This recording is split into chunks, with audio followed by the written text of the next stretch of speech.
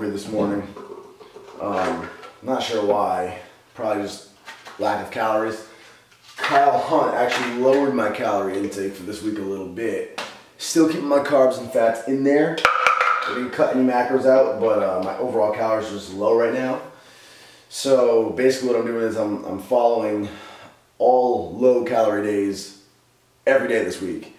And I'm supposed to slide in just one higher calorie day whenever I see fit, which will probably be around bench day later on this week. So this week I'm only taking in barely over 2,000 calories, 2,035 calories. Super low right now. But it's enough for me to, knock on wood, still be able to thrive off of energy-wise. This week, all my lifts that you've been seeing have been done off of like 2,100 calories to 2,300 calories anyway. So like I work fine off that range of calories. But this week isn't super intense anyway.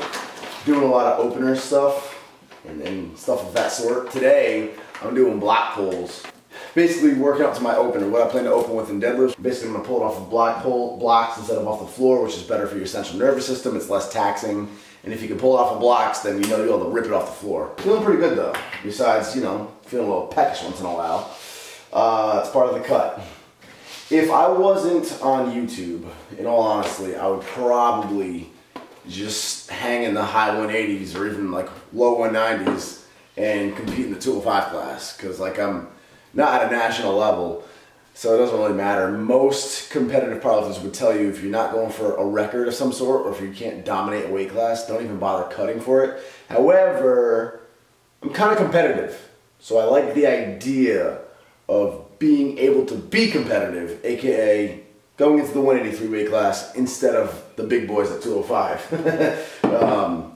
You know, and like I said, I YouTube for a living and I document everything I do on YouTube, and wanting to be more competitive for YouTube motivates me, if that makes sense. You know, like having you guys on there and wanting to do well for you guys and all that. Like I love your feedback. You know, you got to do everything you do for yourself, of course, otherwise you won't be happy. So like if I didn't really want to do this, if I hated it, then I'd be miserable. So it's not the case. It's not like I hate it and I'm only doing it for you guys. But I'm saying, like, probably should have worded it better. The fact that you guys are watching gives me that extra little flame and makes me kind of want to be even just a little more competitive with myself. See if I can get down to a lean body fat. See if I can get down to a competitive weight class. See if I can bang out my best numbers, add a lighter body weight, all that. So, you know, sticking to the 4 keys to success. Motivate, appreciate, dedicate, and elevate. Made. Staying motivated, appreciating the work I have to put in, dedicate myself to it, and eventually, hopefully, we can elevate to a stronger, leaner Nicholas Wright. That is my 7 a.m. talk for the morning. 7:30 in the morning almost. Too damn early. You Moro Shakers. Yeah, I can't even do English yet. You Moro just sent me a new package. And it's actually 2 packages in one. So that's pretty cool. 3 new colors from you. 3 new colors from Moro. Don't know what type of gray that is, but it's, God, I really can't do English right now. Just look at the colors and they're pretty. I'm just gonna smile and wait for the rest of the morning. Umoro.com, thank you for the 3 new colors. Jeez. Oh, that FedEx truck better be coming to my house next. That better be coming right next. No, why you do this, FedEx? I'm waiting for a new barbell that I ordered maybe 2 weeks ago. Maybe less than that. I will say I didn't have to wait that long for shipping. It hasn't been that long at all. But anyway, I'm waiting for a barbell to come in. A squat barbell. The tracking number to my FedEx says that it'll be delivered today. That's every day. $1 million off a tour. That's every day. The Dollar Tree. That's every day. Bingo. Got the baby powder because my meat's coming up, and I might even need it today for openers, for them deadlifts. You apply this to quads, the bar does not get stuck against your skin when you're pulling. You may think it's ludicrous, but it makes a tremendous difference. Miniature rant really fast. I thought of this because I wanted an energy drink, and I don't have one. I always get the sugar-free, calorie-free energy drinks, and every time it never fails. I at least get one comment from somebody saying, why do you put all that crap into your body when you're so about health? You're supposed to be about health and you're putting all that crap into your body. What crap am I putting into my body by drinking a calorie-free energy drink? The artificial sweeteners? because a news flash, it gets a little old hearing this over and over again, this misinformation. The only evidence that has ever come out about artificial sweeteners being not healthy for you is when you take them in extremely high, unrealistic amounts. That was it. That was the only case in which artificial sweeteners were ever shown to be unhealthy, when the test subjects were given super high amounts, unrealistic amounts of them. And a newsflash, water, H2O, in super high amounts is fatal for you. So anything in super high amounts can be bad for you. So to say something is healthy is dangerous for you or not healthy for you because a test in which stupidly high amounts were tested does not prove anything. That's like saying stay away from water, that's toxic for you. Just because if you have 100 glasses of it in an hour, it is toxic for you. That's BS, I don't like that. So, fact of the matter remains, there's no proof about artificial sweeteners being bad for you at all. There's no argument you can make about it. The only argument I hear people saying, the two things people say is, well, they're still fairly new. You don't know what's going to happen 50 years from now. Well, okay, but I don't know what's going to happen 10 minutes from now when I go outside. Am I going to get hit by a bus? It's very likely a truck could come veering and tank my car and I die that way too. We don't know. But I'm not going to stop enjoying things because I'm fearful of what could happen down the line. The other argument I always get is, well, there's molecules of this and that in there. And again, that's also irrelevant. Certain molecules of something don't necessarily mean that you're going to get the negative effects of that something that it's known for. For example, if you take a multivitamin, there's a very good chance your vitamin B12 is derived from cyanocobalamin. It should say in parentheses next to it. It's either going to be methylcobalamin or cyanocobalamin. Most of them are cyanocobalamin because it's cheaper to make it with, and it actually has a cyanide molecule in it. Does that mean you should stop taking your multivitamins because you're taking cyanide? No, it doesn't. Sorry about the mini rant. I just want people to think instead of being sheep. Go by what the facts are instead of going by the media and just being a sheep. God. Meal 2, chicken, rice, some almonds, all the fun stuff. Ariana's visiting. She just got done with the gym. And she's about to go to work. It's her ritual. She stops over here like every day. Usually I'm asleep when she stops over here. Yeah, I never wake you up, but it's kind of nice being able to go in your room and change. I didn't even know you came in my room. Well, earlier. I never go in your room and change. Oh, you're saying it was nice because I'm awake. Yeah, I was just stuck in the bathroom like all hot and muggy and sticky from the shower, so. Yeah, thank you guys for supporting her Tough Enough video too. Yeah, thank you guys. It means the world to me, so. I put a lot of work into editing that little 60-second video. You did. So we're gonna eat this, hydrate, digest, and then deadlift. So I 110% recommend this shoe for deadlifting. It's the Ani, A-N-I, as nature intended. It's basically meant to emulate a barefoot shoe, but it looks cooler than those typical 5-toe Vibram shoes or whatever. The sole is 4 millimeters thin. Like, you can roll it up like this to give you an idea. So it's literally like deadlifting in socks. However, socks are not allowed on a platform in the meet, sadly enough. So you do have to have some sort of footwear on. These are the best things I've pulled in, hands down. I don't like pulling in Chucks. Chucks actually have a pretty thick sole if you ever really look at the sole. These are super, super thin, and they cup your heel, which is also really nice.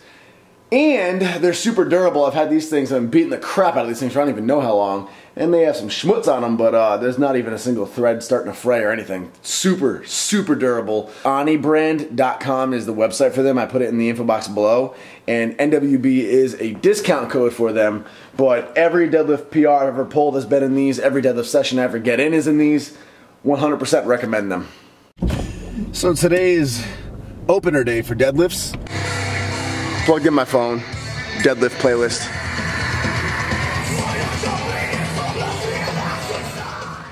Today, the goal was to basically work up to my planned opener, which originally was going to be 515 to 520 because I was thinking that I was aiming heavier for this meet between 545 and 560, so I should open up heavier. I ended up changing my mind after the fact. I'm going to open up around 501 again like I did last meet, but I'm going to plan my attempts differently so I still end with a much heavier lift than I did my last meet.